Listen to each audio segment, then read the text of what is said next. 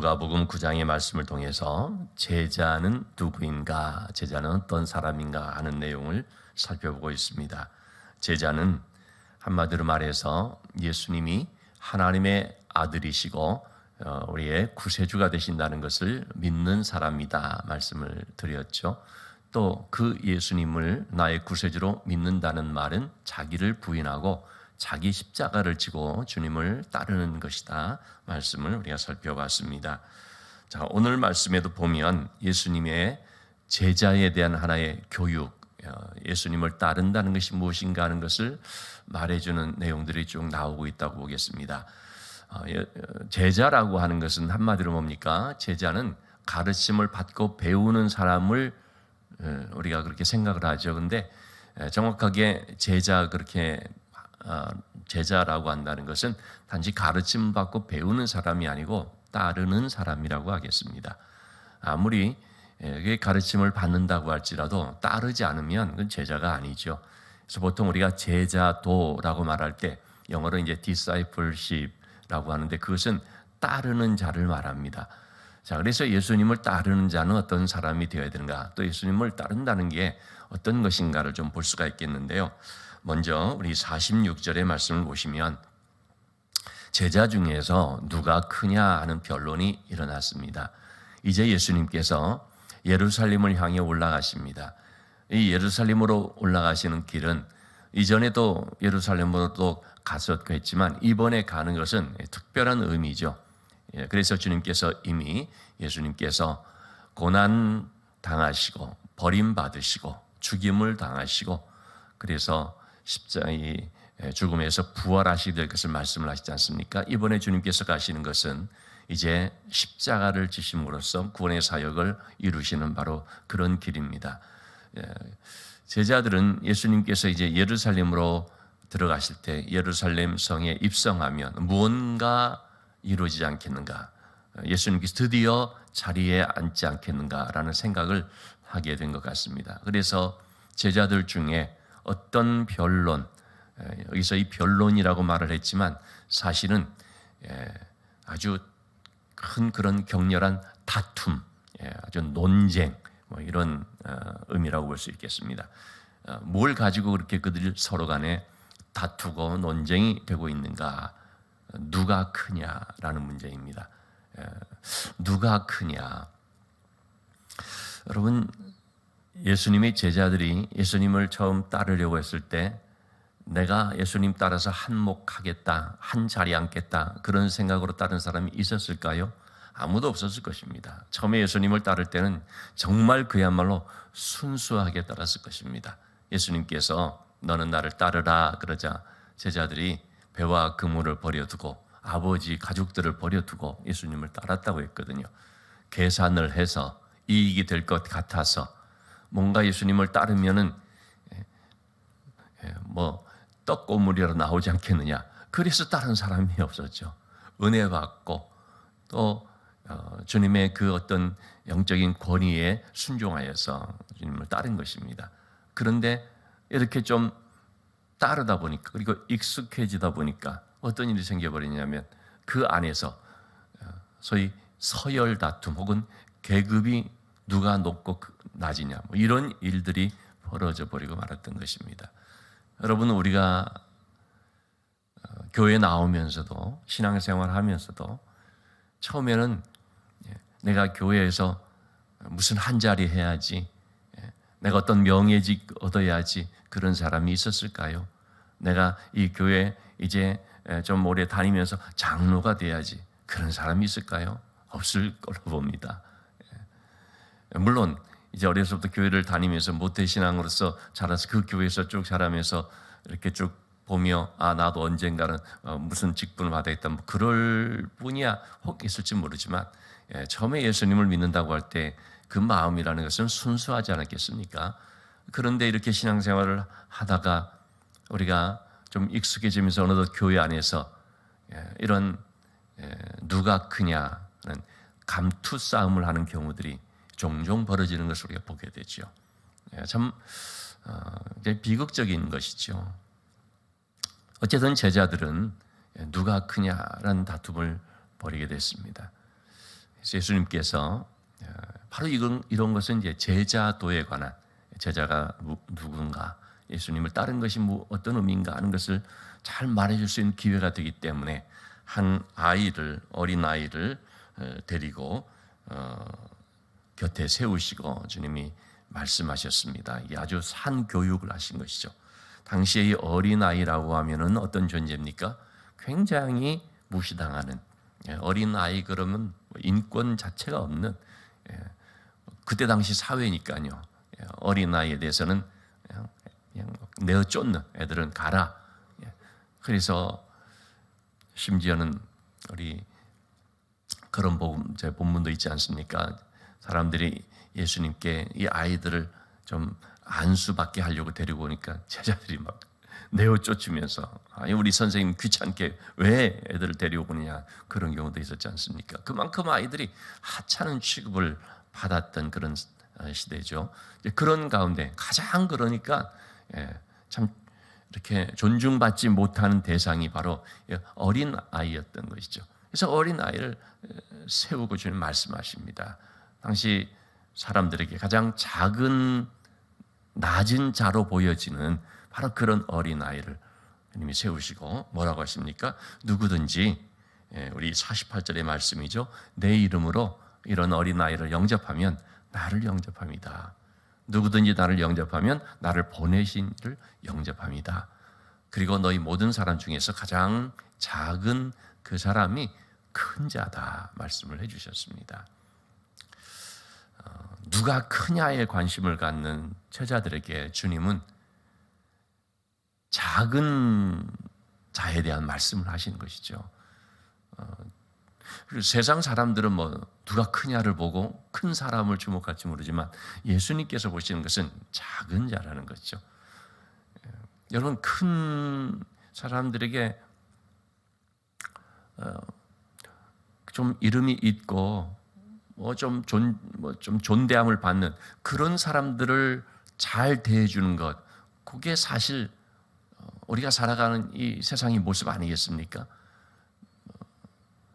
세상에서도 그렇고 심지어는 교회 안에서조차도 뭔가 좀 돋보이고 무언가 어떤 한 자리도 하고 이러한 사람들은 존중을 받고, 그렇지 않은 경우에는 사람들이 별로 그렇게 주목해 보지 않고 심지어는 거들떠보지도 않은 이러한 사람들은 사회에서도 그렇고 교회 안에서조차도 그럴 수 있는, 거기에 대해서 주님은 우리에게 굉장히 중요한 교훈을 한다고 하겠습니다. 작은 자, 그러한 사람들을 존귀히 여겨주고 대우해주고 그러한 사람들에 대해서 영접해주는, 그것이 바로 주님을 영접하는 것이고 주님을 보내신 하나님을 영접하는 것이다 하고 말씀을 하고 있는 거죠. 어린 소자 하나에게도 내 이름으로 냉수한 것을 준 그것이 바로 주님께 대해서 한 것이고 주님이 그것을 기억하신다 하는 말씀을 하지 않습니까?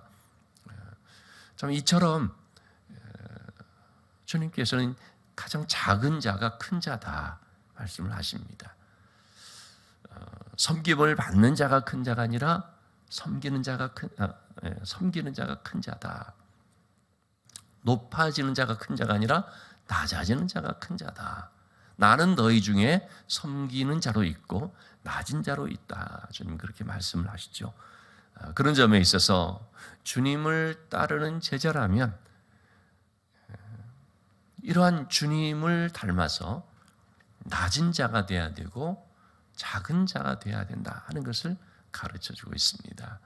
여러분, 오늘도 우리가 제자가 무엇인가, 주님을 따른다는 것이 무엇인가 하는 것을 바로 이 말씀을 통하여서, 이와 같은 말씀을 통하여서 잘 배우고, 그래서 이것이 제자다, 이것이 주님을 따르는 삶이다. 그래서 우리도 그런 참 방향으로, 그런 삶으로 나가야 되는 줄로 믿습니다. 자, 이어지는 말씀들, 제자에 대한 그런 말씀 이제 보게 되는 것인데요. 예수님께서 이 사마리아를 향하여서 이제 가시게 됩니다.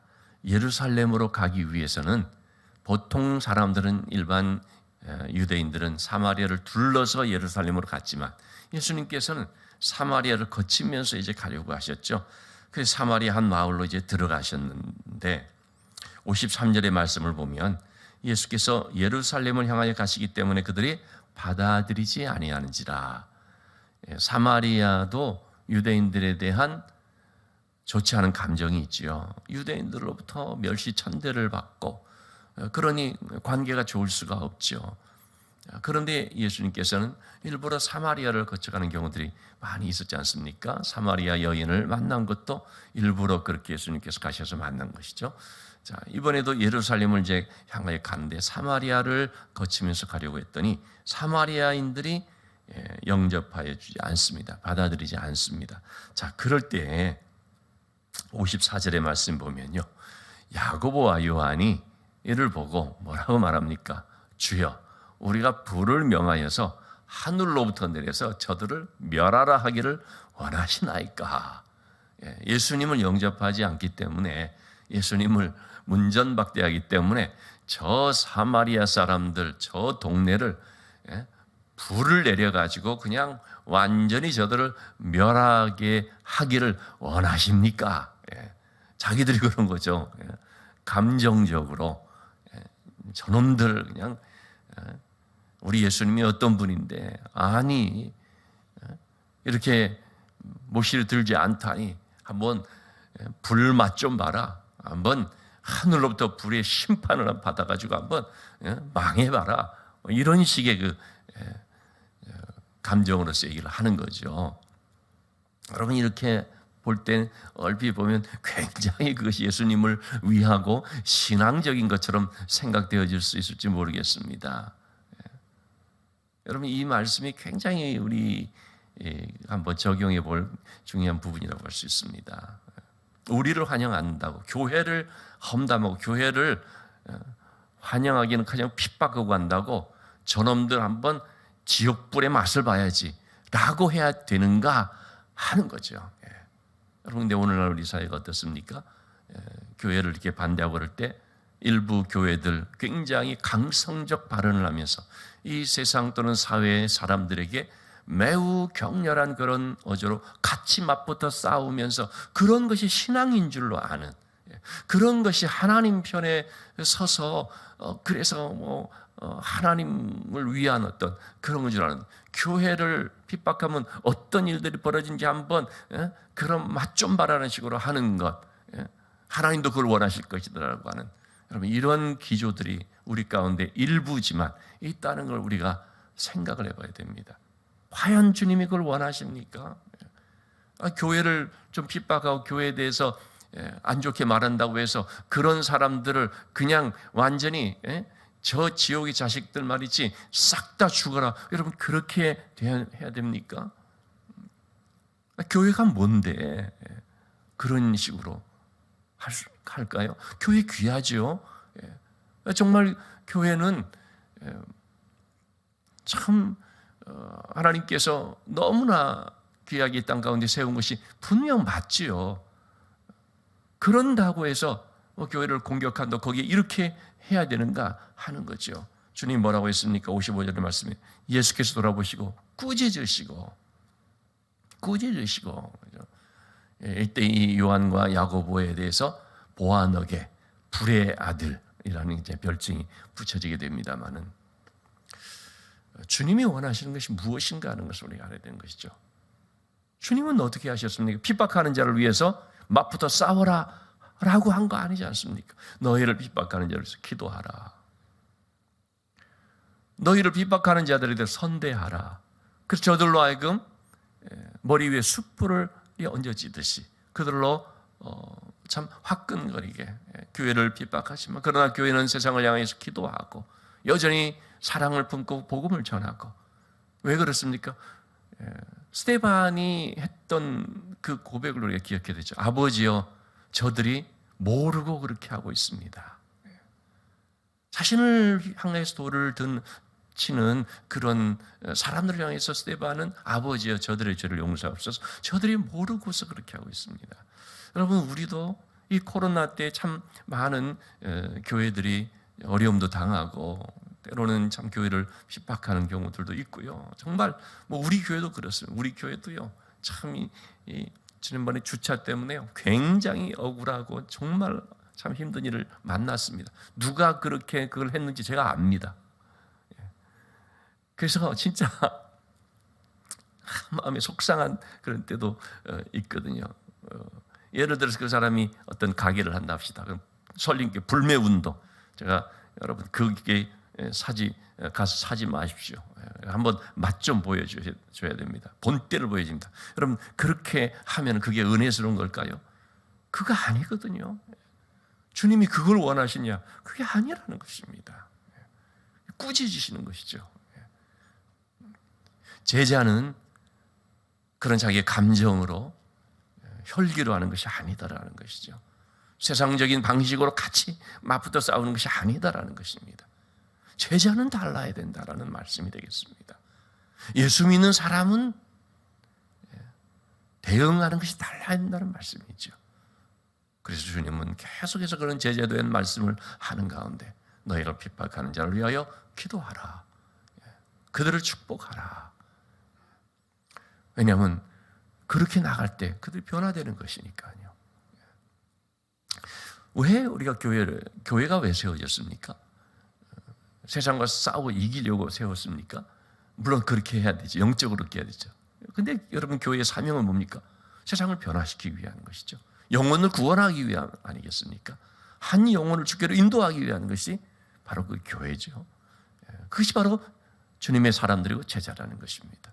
우리가 바로 이런 부분들을 통해서 제자도가 무엇인가, 제자의 길이 무엇인가를 잘 깨달아 알아야 되는 줄 믿습니다. 이어져 나오는 세 사람에 대한 것을 보게 됩니다. 자, 주님께서는 제자들을 향하여서 나를 따르라 했지 않습니까? 그런데 57절의 말씀을 보면 어떤 사람이 여짜오되 어디로 가시든 나는 따르리이다. 우리 마태복음 8장에 보면 이 사람이 서기관이다는 것을 소개해 주고 있습니다. 서기관이라면 참 예수님의 제자 중에 있으면 참 좋겠다 생각될 수도 있는 사람이죠. 왜냐하면 서기관 그러면 당시 사회에서 그래도 명망이 있는 사람이지 않습니까? 이런 사람 한 사람쯤 제자가 되면 얼마나 좋겠습니까? 그런데 분명히 그가 또 어디로 가더니 나는 주님을 따르리이다 라고 했거든요. 예수님께서 58절에 보니까 거절하시는 걸 볼 수 있습니다. 여우도 굴이 있고 공중에 새도 집이 있으되 인자는 머리 둘 것이 없도다. 여러분 왜 예수님께서 이 사람이 따르겠다고 하는데 거절합니까? 바로 예수님의 이 대답을 통하여서 우리가 좀 살펴볼 수가 있죠. 지금 이 사람이 따르는 목적은 무엇인 것을 알 수 있습니까? 예수님을 따르면 무언가 좋은 자리가 있을 줄로, 한마디로 말하면요, 예수님을 따르는 것에 대한 로망을 가지고 따르겠다고 하는 거죠. 로망을 가지고, 어떤 환상을 가지고. 제가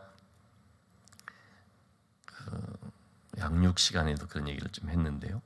어떤 사람들은 신앙이 좀 좋다고 얘기를 듣고 아주 열심을 갖게 되면 신학교를 간다고 하는데 그때 이 목회자는 로망을 가지고, 목회자에 대해서 로망을 갖고 목회자가 뭔지를 모르고서 그렇게 하는 사람들도 가끔씩 있습니다. 그런 것은 정말 깨져야 되는 거죠. 예수님을 따르는 것은 그런 로망이 있는 것이 아닙니다. 그래서 예수님 말씀하는 거죠. 예수님은 정처 없다는 게 뭡니까? 안정된 처소가 없다는 것입니다. 정처 없는 나그네 길, 우리가 그런 표현을 쓰지 않습니까? 예수님은 어디 정해진 그런 거처가 없을 정도로 그야말로 참 힘들고 어려운 그런 삶을 살아가는 것이다. 주님을 따르는 것은 그런 의미다. 이걸 말해주고 있는 거죠. 여우도 굴이 있고 공중에 새도 집이 있지만 인자는 머리 둘 것이 없도다. 이렇게 예수님을 따르는 것에 대해서 어떤 환상을 가지고 있는, 굉장히 무슨 영광을 얻는 것처럼 생각하는 자들에 대해서 예수님께서 따르지 않도록 얘기를 하죠. 잘못된 생각을 가지고 잘못된 계기로 동기로 하는 것이기 때문에 그렇지 않도록 주님 말씀하십니다. 오늘날에도 예수님의 제자라고 그럴 때 굉장히 그럴듯해 보이니까 내가 예수님의 제자가 된다 하는 사람이 있을 수가 있지 않습니까? 예수님을 따른다는 것이 뭔지를 바르게 알아야, 그래야 진짜 예수님을 잘 따르게 되죠. 예수님께서 시몬 베드로의 그 대답, 주는 그리스도시요 살아계신 하나님의 아들이십니다, 대답을 듣고서 바로 말씀했지 않습니까? 바로 그 그리스도가 순환을 당하고 버림을 받고 죽임을 당하고 그리고 제3일에 살아나야 된다, 고난받는 그리스도의 말씀을 하신 거죠. 그랬더니 베드로의 반응이 어땠습니까? 주여 그리하지 마옵소서. 그리하시면 안 됩니다. 벌써 베드로만 하더라도 그리스도십니다라고 말은 했지만 그 하나님의 그리스도라는 것이 무엇을 뜻하는지를 모르기 때문에 이렇게 대답을 하게 된 거죠. 그처럼 모르고서 따르겠다고 하는 사람들이 얼마나 많은지 알 수가 없습니다. 우리는 그래서 예수님을 따르는 길이 무엇인가를 잘 알고 그거 각오해야 되는 거죠. 바로 그러한 의미를 알고 내가 따르겠다라고 해야 되는 것이죠. 자, 제자가 되기 위해서는 주님을 따르는 그 길은 한마디로 머리 둘 것도 없는 그런 주님을 따르는 것이다 라는 사실을 잘 알아야 됩니다. 두 번째 사람이 주님을 따르겠다고 말했을 때 59절의 말씀입니다. 이번에는 주님께서 나를 따르라 말했습니다. 그가 내가 따르겠습니다 한 게 아니라 주님 보실 때 이 사람은 주님을 따라야 될 사람이다. 이 사람은 제자로 살아야 될 사람이다. 이제 그렇게 보기 때문에 주님께서 나를 따르라 그랬죠. 그랬더니 그가 말하는 것이 뭡니까? 먼저 가서 내 아버지를 장사하게 허락하옵소서. 먼저 이렇게 하게 허락하옵소서. 아버지 돌아가실 때까지 먼저 내가 아버지를 이렇게 잘 봉양하다가 돌아가시고 난 뒤에 하겠습니다. 여러분 이렇게 먼저 무엇부터 하고서 따르겠습니다 하는 경우들이 있지 않습니까? 내가 주님 따르겠는데요, 우리 아이들 이제 시집장가만 다 보내고 나면 그때 내가 따르지 말라고 해도 내가 잘 따르겠습니다. 뭐 그런 경우. 주님 따르겠는데요, 내가 이 대학을 마치고 취직만 하고 나면 그때 주님을 따르겠습니다. 혹은 좀 더 나가서 내가 일단은 가족들이 있으니까요, 지금 내가 생계를 책임져야 되니까 다 하고 은퇴하고 나서 그때 주님 내가 따르겠습니다. 뭐 이런 것이 뭡니까? 먼저 나로 무엇을 하고 나서 따르게 하옵소서라는 거거든요. 여러분 주님을 따른다는 것은 뭡니까? 먼저 그의 나라와 의를 구하는 것입니다. 먼저 하나님께 우선권을 두는 것입니다. 우선순위가 주님이 먼저가 되는 것입니다. 우리가 항상 주님을 따르는 것은 우선순위에 있어서 주님이 먼저다. 이걸 우리가 기억을 해야 되겠습니다. 자, 그 다음에 우리 61절의 말씀. 또 다른 사람이 이르되 주여 내가 주를 따르겠나이다마는 나로 먼저 내 가족을 작별하게 허락하소서. 가족에게 이렇게 매여 있는 모습이거든요. 그때 주님이 하신 이 대답 62절 말씀이 이제 의미가 있습니다. 예수께서 이르시되 손에 쟁기를 잡고 뒤를 돌아보는 자는 하나님의 나라에 합당하지 아니하다. 이 사람의 문제는 뭐냐면 내가 주님을 따르기를 원하는데 그런데